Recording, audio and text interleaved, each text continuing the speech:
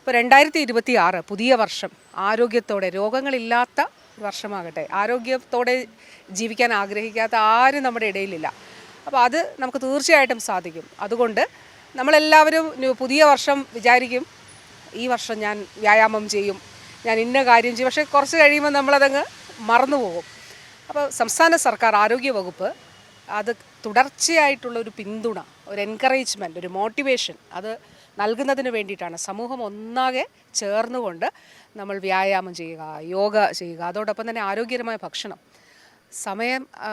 മതിയായ ഉറക്കം വളരെ പ്രധാനപ്പെട്ടതാണ്. അതോടൊപ്പം ആരോഗ്യകരമായ ശീലങ്ങൾ, അതിനു വേണ്ടിയിട്ട് വൈപ്പ് ഫോർ വെൽനസ് എന്നുള്ളതാണ് നമ്മുടെ ക്യാമ്പയിൻ്റെ പേര്.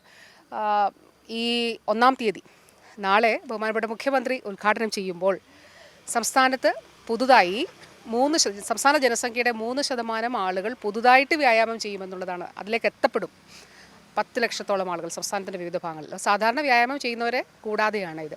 നമുക്ക് 5416 ജനകീയ ആരോഗ്യ കേന്ദ്രങ്ങൾ ഈ കാലഘട്ടത്തിൽ നമ്മൾ രൂപീകരിച്ചിട്ടുണ്ട്. എല്ലാ ജനകീയ ആരോഗ്യ കേന്ദ്രങ്ങളിലും ജനകീയ ആരോഗ്യ ക്ലബ്ബുകളുണ്ട്, 10,000 യോഗ ക്ലബ്ബുകളുമുണ്ട്. അപ്പോൾ എല്ലായിടത്തും നമുക്ക് വ്യായാമം ചെയ്യുന്നതിനും അതോടൊപ്പം തന്നെ യോഗ ചെയ്യുന്നതിനൊക്കെ അവസരമുണ്ട്. അപ്പം ഇന്ന് ഈ ദിവസങ്ങളിൽ നമ്മോടൊപ്പം റെസിഡൻഷ്യൽ അസോസിയേഷനുകൾ, യുവജനക്ഷേമ ബോർഡ് വഴി എല്ലാ ക്ലബ്ബുകളും, യുവജന ക്ലബ്ബുകൾ, യുവജന സംഘടനകൾ, വിദ്യാർത്ഥി സംഘടനകൾ, മഹിളാ സംഘടനകൾ, വനിതാ സംഘടനകൾ, സർവീസ് സംഘടനകൾ, യോഗ അസോസിയേഷൻ എല്ലാവരും ഇതിൻ്റെ ഭാഗമാണ്. അപ്പോൾ കേരളം ഒന്നിച്ച് വെൽനസ്സിലേക്ക് നടക്കുകയാണ്. അപ്പോൾ നമ്മൾ രോഗപ്രതിരോധം ചികിത്സയല്ല, അതിനേക്കാൾ പ്രധാനമാണ് രോഗപ്രതിരോധം എന്നുള്ളതാണ്. അതുകൊണ്ട് എല്ലാവരോടും അഭ്യർത്ഥിക്കുന്നു, നമുക്ക് നമ്മുടെ ജീവിതം ആരോഗ്യത്തോടെ എത്ര കാലം ജീവിച്ചാലും ആരോഗ്യത്തോടെ നമുക്ക് ജീവിക്കാനായിട്ട് കഴിയണം. അതുകൊണ്ട് അല്പസമയം ഓരോ ദിവസവും കുറച്ച് മിനിറ്റ് മതി അവരവർക്ക് വേണ്ടി മാറ്റിവെക്കണം എല്ലാവരും.